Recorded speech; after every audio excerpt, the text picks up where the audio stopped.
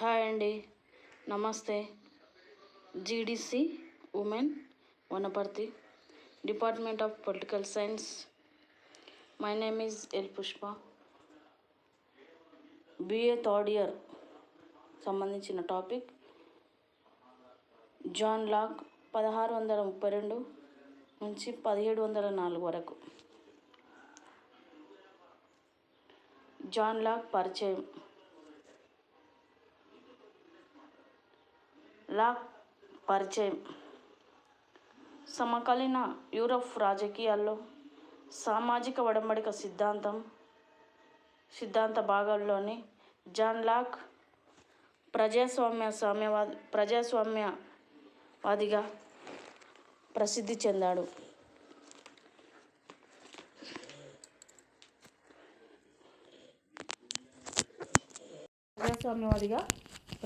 ప్రసిద్ధి చెందడం అనేది జరిగింది. జాన్ లాక్ ఉదారభావం గలవాడు, రాజనీతి తత్వవేత్త.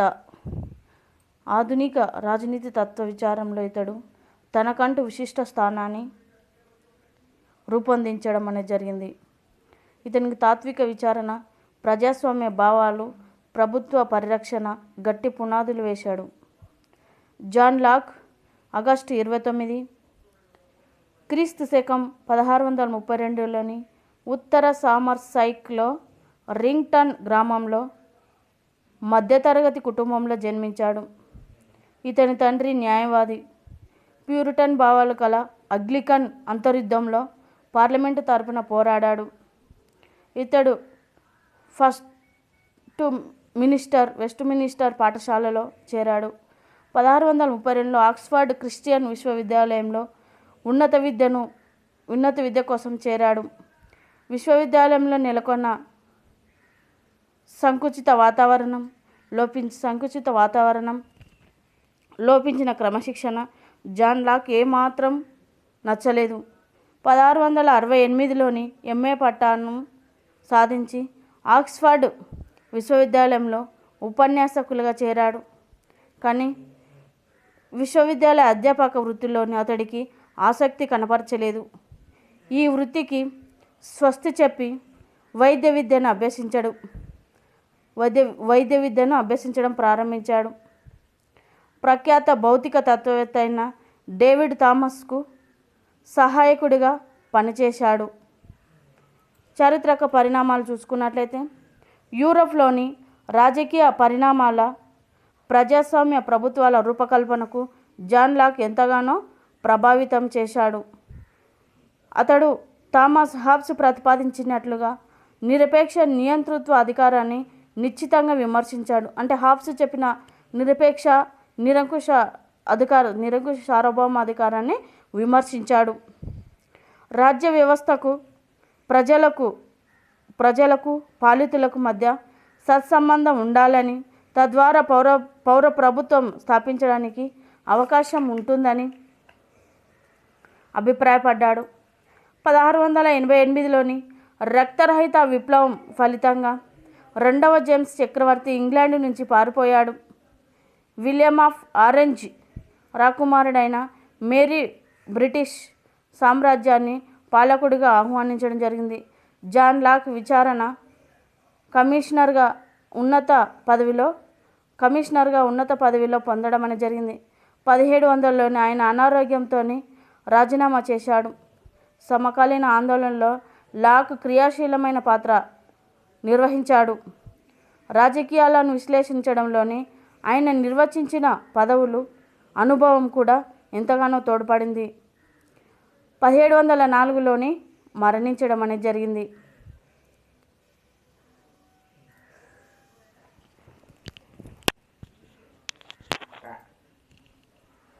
జాన్ లాక్ రచించిన ప్రసిద్ధి చెందిన గ్రంథాల్లోని ముఖ్యంగా పౌర ప్రభుత్వంపై వ్యాసాలు జాన్ లాక్కు మంచి పేరును సంపాదించి పెట్టడం అనేది జరిగింది. దానిలో ఇంకా మిగతా గ్రంథాలకు రచించడం అనేది జరిగింది. మానవ అవగాహన, సహజ న్యాయం, విద్య, some thoughts of concerning education, 3 letters of toleration, ఈ విధంగా అనేక గ్రంథాలను ముఖంగా రచించడం అనేది జరిగింది. ఇతడు వ్యక్తి స్వేచ్ఛను, వ్యక్తి స్వతంత్రాన్ని, సమానత్వానికి ఎక్కువగా ప్రాధాన్యత ఇచ్చాడు. ప్రభుత్వ వ్యవహారాల పట్ల పౌరులు తమ యొక్క అభిప్రాయం వ్యక్తం చేస్తూ స్వేచ్ఛగా జీవించడానికి అవకాశం కల్పించాలన్నాడు. లాక్ సిద్ధాంత చర్చ. ప్రాకృతిక వ్యవస్థ.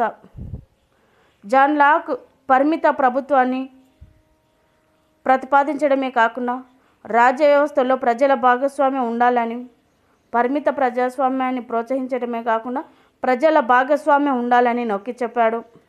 హాబ్స్ మాదిరిగా తన యొక్క సిద్ధాంతం ప్రాకృతిక వ్యవస్థలోని సార్వభౌముడు మానవ జీవితం దుర్భరమైన వ్యవస్థ కాదని, జాన్ లాక్ మానవుని జీవిత చిత్రీకరించలేదు, హాబ్స్ లాగా చిత్రీకరించలేదు.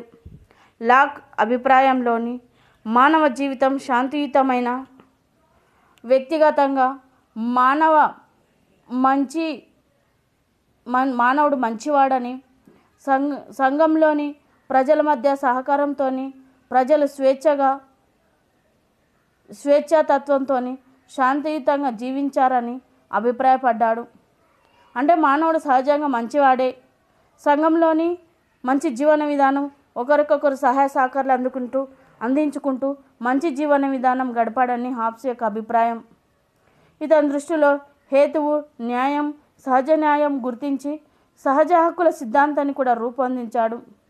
వ్యక్తి స్వేచ్ఛ, ఆస్తి, జీవితం ప్రతి వ్యక్తికి సంఘంలో ఇతర వ్యక్తులతో కలిసి అనుభవిస్తూ ఉండేవాడని, సహజ న్యాయానికి బద్ధుడై ఉండేవాడని లాక్ యొక్క అభిప్రాయం. ప్రాకృతిక వ్యవస్థలో మానవుడు మంచి జీవన విధానం కొనసాగించడం అనేది జరిగింది. ఒకరి హక్కులను ఒకరు గౌరవిస్తూ మంచి జీవన విధానం గడిపారని చెప్పి మనకు లాక్ చెప్పడం అనేది జరిగింది.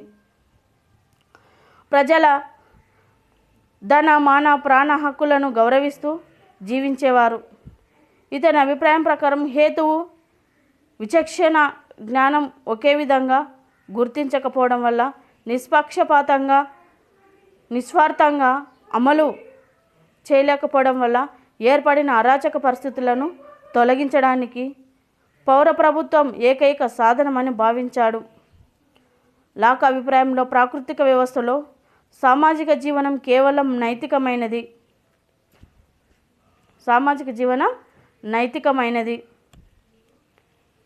అని భావించాడు. హాబ్స్ వివరించినట్లుగా ప్రాకృతిక వ్యవస్థలో యుద్ధ వ్యవస్థ కొనసాగలేదు. గతంలో ప్రాకృతిక వ్యవస్థలో సంపూర్ణమైన వ్యవస్థ అంటూ ఉండేది కాదు. సంపూర్ణమంటూ ఒక వ్యవస్థ అనేది ఉండేది కాదు.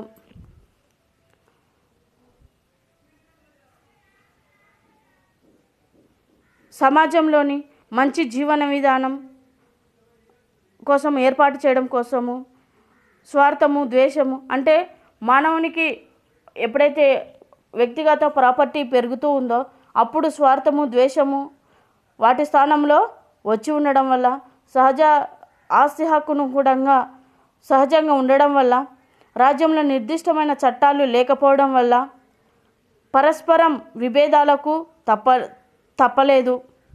సహజ న్యాయం అమలుపరిచే ఒక సంస్థ అంటూ ఏది లేకపోవడం వల్ల నిరంతరము ఘర్షణలు రావడం అనేది జరుగుతూ వస్తుందని చెప్పి మనకు చెప్పడం అనేది జరుగుతుంది.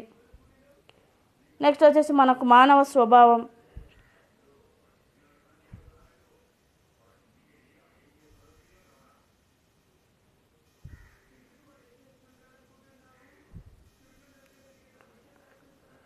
జాన్ లాక్ అభిప్రాయంలో మానవుడు స్వతహాగా మంచివాడు, మౌలికంగా మానవుడు మంచివాడు, సంఘ జీవితాన్ని ఎల్లప్పుడూ కోరుకోవడం అనేది జరిగింది. సంఘంలో జీవించాలని ఎల్లప్పుడూ కోరుకోవడం అనేది జరిగింది. ప్రజలందరూ హేతుబద్ధంగా ఆలోచిస్తూ సమాజంలోని మానవ చర్యలన్నింటికీ కారణం కోరికలు బాధలు తొలగించడానికి ఏర్పడుతుంది. మానవుని బాధ దూరంగా ఉంచాలని అనుకుంటారు, కానీ సంతోషాన్ని కలిగించే చర్యలు మంచివంటారు. లాక్ మానవులు సంతోషాన్ని మినహాయించి మిగిలిన దుఃఖాలన్నీ సంబంధించిన పనిని చేయలేరు. ప్రజలు సమాజంలో అత్యధిక సంఖ్యాకుల ప్రయోజనానికి సంతోషానికి ప్రయత్నం చేస్తారని పేర్కొన్నాడు. అంటే అత్యధికుల సంతోషం ఇక్కడ ముఖ్యమని పేర్కొనడం అనేది జరిగింది. ఇతని అభిప్రాయంలో స్వేచ్ఛ పరిమితమైనది.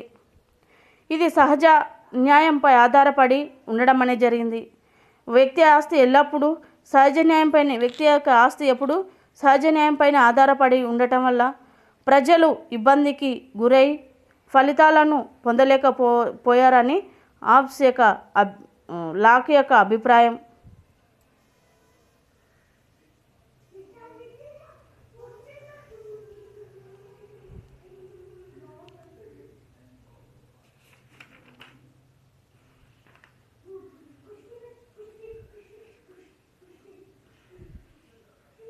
సహజ హక్కుల సిద్ధాంతం.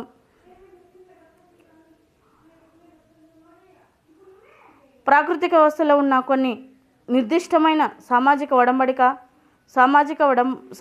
ఒడంబడిక ద్వారా ఏర్పాటు కావడం అనేది జరుగుతుంది.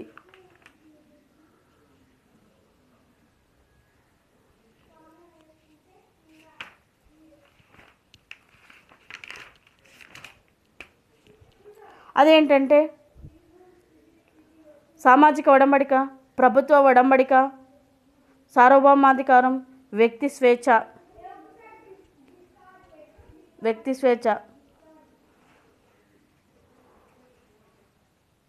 సమ్మతి సిద్ధాంతం, తిరుగుబాటు హక్కు. ఈ విధంగా సామాజిక ఒడంబడిక ఏర్పాటు కావడం అనేది జరుగుతూ వచ్చింది. సామాజిక ఒడంబడిక మనం ఫస్ట్ వన్ చూసుకున్నట్లయితే లాక్ అభిప్రాయంలో ఒడంబడిక రెండు రకాలుగా ఉంటాయి. మొదటి ఒడంబడిక, రెండవ ఒడంబడిక. మొదటిది సామాజిక ఒడంబడిక కాగా రెండవది ప్రభుత్వ ఒడంబడిక. ఇతని అభిప్రాయంలో సామాజిక ఒడంబడిక ఫలితంగా ప్రభుత్వం ఏర్పడుతుంది. ఆ ప్రభుత్వం ప్రజలతో ఒడంబడిక చేసుకొని ప్రతిపాదించాడు. సంఘంలోని వ్యక్తి శ్రేయస్సు కోసం చట్టాలు చేయడం, చట్టాలకు అర్థ వివరణ ఇవ్వడం చేస్తూ నిష్పక్షపాతంగా వ్యవహరించే న్యాయమూర్తులు నియమించడం, వారిని నిర్ణయాలను అమలుపరచడం, సాధారణ విషయాలను, ప్రాకృతిక వ్యవస్థలో ఉన్న కొన్ని నిర్దిష్టమైన సహజ హక్కులను వ్యక్తుల సమూహంతో కూడుకొని ఒక వర్గానికి బదిలీ చేయడం, మిగిలిన హక్కులను అనుభవించడం, రక్షణ కల్పించడం బాధ్యతాయుతంగా నాగరిక సమాజంలో ఉండాలని లాక్ భావించడం అనేది జరిగింది. ఈ ఒడంబడిక చేసుకున్న తర్వాత పౌర సమాజం ఏర్పడి ఆ తర్వాత ప్రాకృతిక వ్యవస్థలో తిరిగి వెళ్ళడం కుదరదు. ప్రతి తరం ఒడంబడిక స్పష్టం చేయలేకపోయినప్పటికీ ఈ రెండు ఒప్పందాలు సూచించాడు.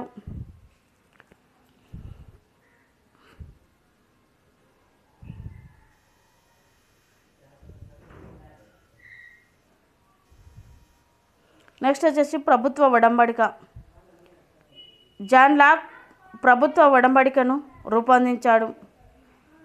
ఈ పౌర ప్రభుత్వం ప్రజల ధన మాన ప్రాణాలను స్వేచ్ఛ కాపాడడానికి పరిరక్షణ కల్పిస్తాయని భావిస్తూ ఒడంబడిక చేసుకున్నారని సూచించాడు. ప్రజల యొక్క ధనపాన స్వేచ్ఛలను కాపాడడం కోసము ఈ ఒడంబడిక చేసుకున్నారని చెప్పి లాక్ భావించాడు. ప్రభుత్వ ఒడంబడిక సామాజిక ఒడంబడికలో అంతర్భాగం. ప్రభుత్వ ఒడంబడిక సామాజిక ఒడంబడికలో అంతర్భాగం.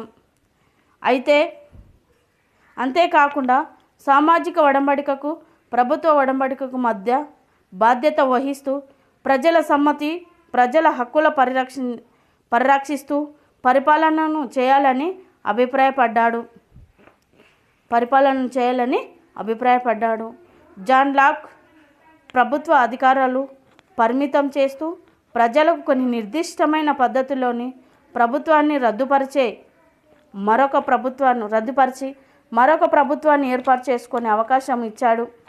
అంటే ఒకవేళ కనుక ప్రభుత్వం ప్రజల ధనమాన ప్రాణరక్షణ హక్కులను పరిరక్షణ చేయలేకపోతే ఆ ప్రభుత్వాన్ని రద్దు చేసి మరొక ప్రభుత్వాన్ని ఏర్పాటు చేసుకునే అవకాశం ఇచ్చాడు జాన్ లాక్. ప్రభుత్వం ప్రజల శాంతియుత జీవనాన్ని రక్షిస్తూ ప్రజల శాంతియుత జీవనాన్ని పరిరక్షిస్తూ పరిమిత అధికారంతో సంఘ సంక్షేమం కోసం పరిపాలన కొనసాగించాలని పేర్కొన్నాడు. లాక్ అభిప్రాయంలో ప్రజాస్వామ్య వ్యవస్థ నిరంకుశ పాలనకు ఏమాత్రం అవకాశం ఉండదు. ప్రజా సంక్షేమానికి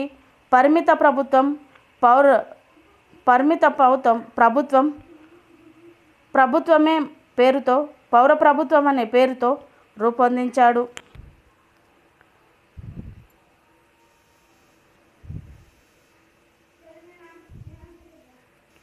సార్వభౌమాధికారం. నెక్స్ట్ థామస్ హబ్స్ ప్రతిపాదించిన నిరపేక్ష సార్వభౌమాధికార సిద్ధాంతానికి భిన్నంగా లాక్ సార్వభౌమాధికారాన్ని ప్రతిపాదించాడు. ఇతని అభిప్రాయంలో ప్రభుత్వానికి పరిమిత అధికారాలు ఉంటాయి. ప్రభుత్వం కేవలం పౌరులేక నిర్దేశించిన విధంగా మాత్రమే, ఇక్కడ పౌరులు నిర్దేశించినంత వరకు మాత్రమే ప్రభుత్వము విధంగా పరిపాలన చేయాలి. ప్రజల హక్కులను, ప్రజల సహజ హక్కులను కాపాడడం ప్రభుత్వం యొక్క కర్తవ్యం. చట్ట నిర్మాణం, చట్టాల అమలు, విదేశీ వ్యవహారాలు మాత్రమే ప్రభుత్వము నిర్వహించాలి. అంటే ప్రభుత్వ కర్తవ్యం ఏంటంటే చట్టాలను ఏర్పాటు చేయాలి, చట్టాలను అమలు చేయాలి, విదేశీ వ్యవహారాలను మాత్రమే చూసుకోవాలని చెప్పి సూచించడం అనేది జరిగింది. ఇక్కడ శాసనసభ, కార్యనిర్వహణ శాఖ వేరువేరుగా ఉండాలి. లాక్ అభిప్రాయం ప్రకారం శాసనసభ అత్యున్నతమైన సభ కాబట్టి రాజకీయ వ్యవస్థ దీనికి అధికారానికి లోబడి ఇతర వ్యవస్థలన్నీ పనిచేయాలి.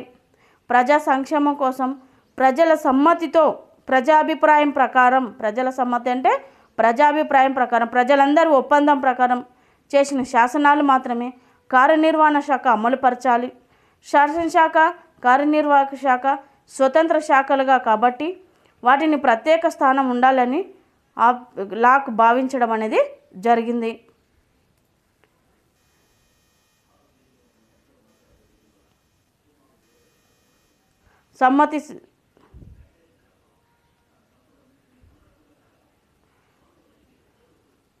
అంతకు ముందుకు మనకు వ్యక్తి స్వేచ్ఛ.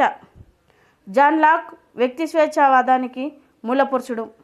ఇతని సిద్ధాంతంలోని ప్రతి అంశము వ్యక్తి చుట్టూ పరిభ్రమిస్తూ మాత్రమే ఉండడం అనేది జరిగింది. రాజ్యం వ్యక్తి ప్రయోజనాలకు మాత్రమే ఏర్పాటు కావాలని సూచించడం అనేది జరిగింది. తర్వాత సమ్మతి సిద్ధాంతం. జాన్ లాక్ ప్రతిపాదించిన సమ్మతి సిద్ధాంతం ప్రజల సమ్మతిపై ఆధారపడి ఉంటుంది. ఏ రాజకీయ సంఘంలోనైనా వ్యక్తులు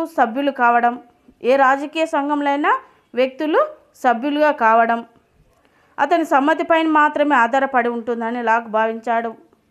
మానవ సమ్మతిని సంఘంలో సభ్యత్వం పొందడం ద్వారా సాధ్యమవుతుందని వ్యక్తం చేశాడు.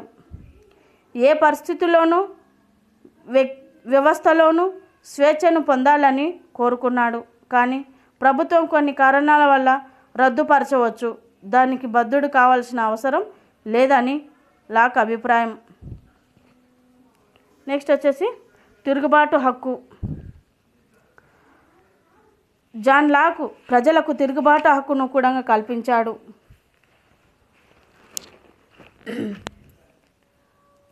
పరిపాలన లేదా సార్వభౌముడు తన అధికారాన్ని దుర్వినియోగం చేసినట్లయితే ప్రజలకు బద్దులై ఉండవలసిన అవసరం లేదని, అతన్ని తొలగించి మరొక ప్రభుత్వాన్ని నియమించుకోవచ్చని లాక్ పౌర ప్రభుత్వంలో సూచించాడు. రక్తరహిత విప్లవం ద్వారా 2వ జేమ్స్ పదవిని భ్రష్టు చేయడం వల్ల లాక్ సమర్థించాడు. ప్రభుత్వాన్ని తొలగించే హక్కు ప్రజలకు మాత్రమే ఉంటుందని, ప్రభుత్వాన్ని మార్చడం అంటే రాజ్యాన్ని ధ్వంసం చేయడం కాదని లాక్ పేర్కొన్నాడు. తిరుగుబాటు ఎప్పుడు అల్పసంఖ్యాకుల మధ్య కాకూడదని, అధిక సంఖ్యాకులు చేసినప్పుడే అది న్యాయం సమ్మతం అవుతుందని లాక్ వ్యక్తం చేశాడు. అంటే ఇప్పుడు కొద్దిమంది మాత్రమే ఇక్కడ తిరుగుబాటు కాకుండా అధిక సంఖ్యాకుల యొక్క తిరుగుబాటే ఇక్కడ న్యాయసమ్మతమని మనకు లాక్ సూచించడం అనేది జరిగింది.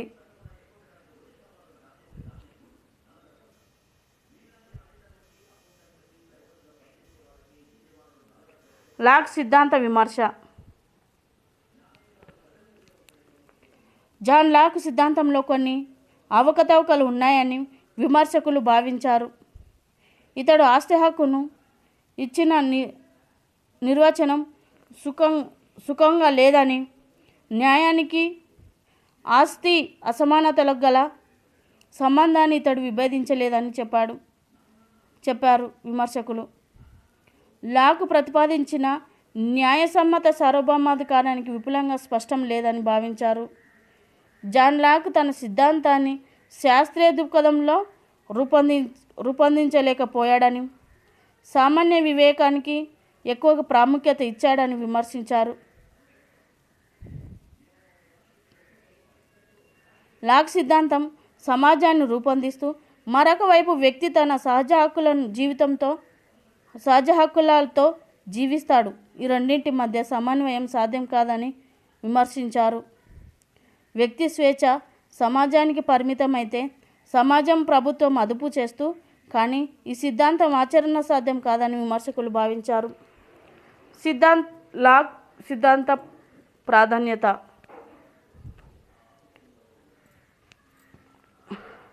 లాక్ ప్రతిపాదించిన ఒడంబడిక సిద్ధాంతం అనేక విమర్శలకు గురైనప్పటికీ అతడి సిద్ధాంతం విశిష్టత గురించి ఎంతోమంది శాస్త్రవేత్తలు ప్రశంసించారు. జాన్ లాక్ ప్రతిపాదించిన సిద్ధాంతంలోని సహజ హక్కుల సిద్ధాంతం ప్రజాదరణ పొందింది. ఆధునిక ప్రజాస్వామ్య వ్యవస్థ నిర్మాణానికి లాక్ ప్రతిపాదించిన ప్రజాసమ్మతి అనే భావన మూలమైంది.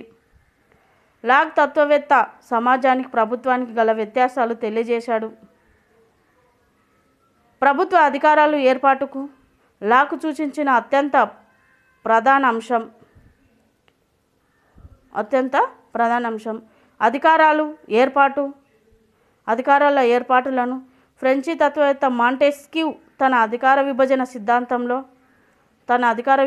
సిద్ధాంతంలో వివరంగా చెప్పాడు. సామాజిక ఒడంబడిక సిద్ధాంతంలో వ్యక్తి శ్రేయవాదం లాక్ ప్రజాదరణ పొందింది. ఇతడు ప్రతిపాదించిన ఆస్తి హక్కు, సహజ హక్కు, రక్తరహిత విప్లవ సిద్ధాంతం జాన్ లాక్ మధ్య తరగతికి చెందిన తత్వవేత్తగా వర్ణించారు. జాన్ లాక్ సహజ స్వరూపాన్ని సంఘటిత వ్యవస్థగా రూపొందించారు.